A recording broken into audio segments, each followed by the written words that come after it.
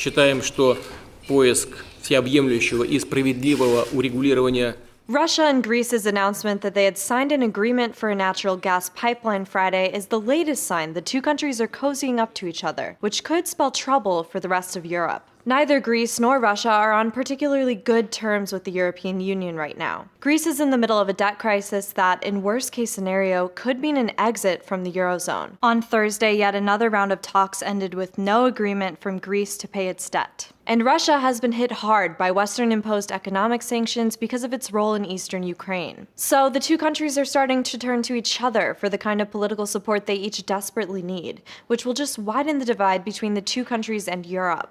In April, Greece's Prime Minister Alexis Tsipras was in Moscow to meet with Putin, where he called for an end to the sanctions against Russia. On Friday, Tsipras was in Russia again to meet with Putin. There are rumors Russia is considering giving Greece financial support in the form of a loan to pay its debt, which presents a problem for eurozone leaders. As Foreign Policy writes, Germany's Angela Merkel's own Conservative Party, the German people, and bankers in Frankfurt have all made clear they don't want to continue to pay for Greece if Athens doesn't heed calls to reform. But she's under pressure from Washington to maintain an alliance that won't upset the apple cart when it comes to sanctions. So essentially, the European Union needs Greece to continue to keep up the sanctions against Russia because they need a unanimous vote. After signing the Russian pipeline agreement Friday, Greece's energy minister said, "The project we start today isn't against Europe. We are sending a message of stability in Europe without divisions." The rest of Europe has its own pipeline project, the Trans-Adriatic Pipeline, which would start in Azerbaijan and go through Greece. Russian media quoted Greece's energy minister as saying that the US had tried to steer Greece away from the Russian pipeline and toward the TAP. The US says it supports diversifying Europe's energy supply.